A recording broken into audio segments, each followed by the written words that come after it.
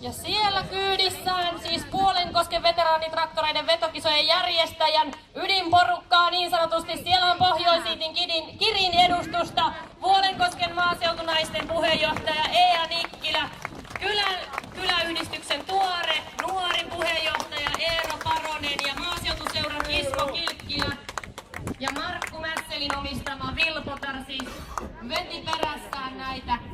Veli-Matti Arola. Hänellä on Ferguson T20 vuosimallia 1951. Tämä traktori on Heinämaan Konekerho ry-traktori ja häkäpönttölaitteet on siihen asennettu vuonna 1964. Ja tällä koneella on ajettu vuonna 2005 Upsjoelta Heinämaalle vain puukaasua käyttäen.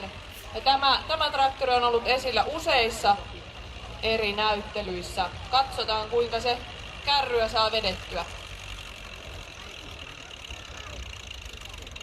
Ja hyvin pääsi vauhtiin sieltä Veli-Matti Arola, mutta niin taisi käydä, että se oli se muutama 10 metriä, mitä kärry liikkui. Aplodit kuitenkin Veli-Matti Arolalle komeasta yrityksestä. Saatiin nähdä aidon häkäpönttötraktorin menoa hetken ajan. Kera lähtee numerolla 51. Uotilaan säkkuun tuunattujen sarjojen viimeinen kilpailija. Kovien äänen siitä.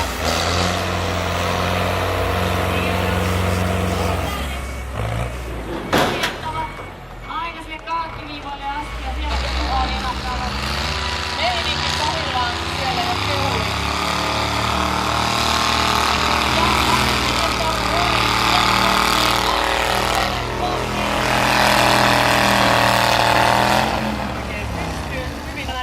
Lähtevän liikkeelle.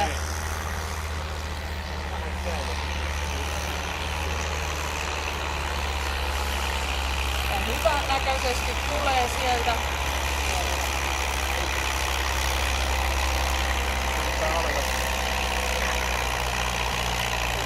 Alkaa sitten liikua pikkuhiljaa melko pitkälle pääsi sieltä Pertti Huovila Nuffiildillaan. Ja samalla kun ensimmäinen isomman kärryn veto saatiin vauhtiin ja nähdyksi, niin voitte kiinnittää yleisön huomiota tuohon vetokärryyn. Sieltä saadaan traktorit liikkeelle. Kyydissä olijoilla on varmasti hauskaa. Ja nyt näyttää tasaiselta näyttää kuinka käy. Siinä kasainen vielä taitaa pikkasen olla. Tämä oli Matilta ja nyt siis nykyisellä omistajallaan eli Ahosen Jormalla.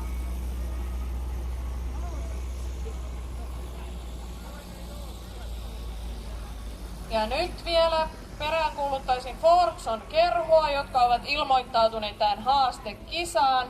Eli siellä he ovat, siirtykää vaan sinne kentän laidalle, siellä kyläyhdistyksen joukkue odottaa jo kuumeisena, että he pääsevät haastamaan teidät tässä kisassa.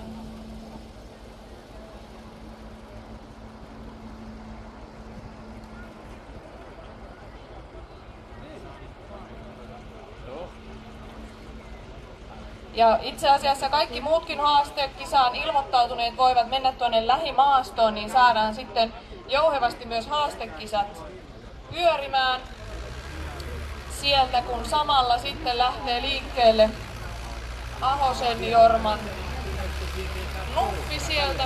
Mustaa savua tulee ja hyvin liikkuu kärry.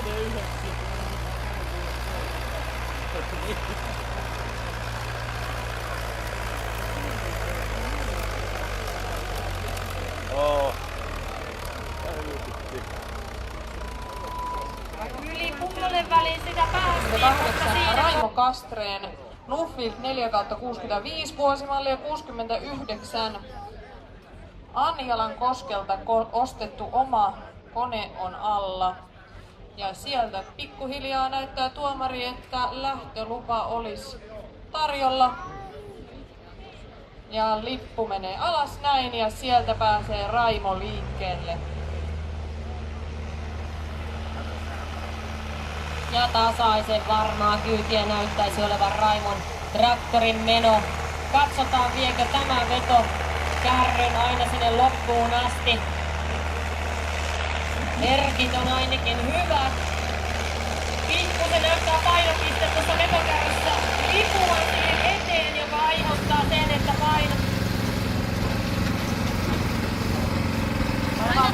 Paina vaan, Miila kaatua.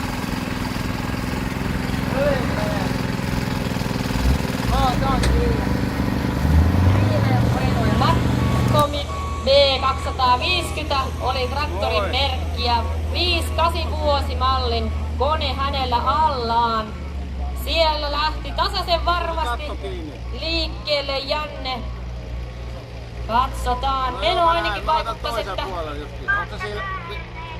on ihan tasasta ja ei ainakaan hyytymisen merkkiä vielä näy, joten ehkäpä yleisön kannustuksella voitaisiin saada tämä pikkuluokan kone sinne ihan jopa maaliin asti. Aika vakuuttavalta näyttää tähän asti. Tämä meno kun jatkuu, niin tulos on varmastikin aika hyvä. Hyvältä näyttää. Tämä Janne traktori on kuljettajan oma traktori, joka on hankittu vuonna 2012. Tämä menneisyydessä peli oli tullut hänelle yllättäen vastaan noin 40 vuoden pimennossa olon jälkeen. Ja tämän lähtee massikka liikkeelle ja on kyllä. Näin ei vähäkään. Äänet ei ole ihan perinteiset traktorin äänet, sanotaanko näin. Kyllä se sieltä liikkeelle lähti, mutta nyt ei ihan hirvittävän pitkälle päästy, mutta hieno veto kuitenkin Teemulta. Sekin eksynyt tänne. Aplodit vetoyrityksestä ja ennen kaikkea traktorin tuunauksesta, sekin on omanlainen prosessi, jota sitten osa näille väkivallan on oma ja äänet on kovat. Katsotaan, onko äänet matkan mittaiset. No ihan ei olleet. Aplodit tästä yrityksestä. Vauhdikkaasti lähti tämä lähtölupa ja sieltä päätuomari heilauttaa lippua ja setori pääsee liikkeelle. Ja sieltä tulee hyvillä pörinöillä ja tasaisella tahdilla lähtee eteenpäin. Pääseekö ihan puoleen väliin? Puoliväli lähestyy siitä. Ihan ei taida puoleen väliin päästä, mutta hieno veto. Katsotaan, että viimeksi meni niin mallikkaan näköisesti koko matkan. On se vahva kone, kun nytkin tuntuu tulevan aika hyvän näköisesti, mutta nyt oli liikaa painoa, ei päästy ihan puoleen väliin. Aplodit ja vielä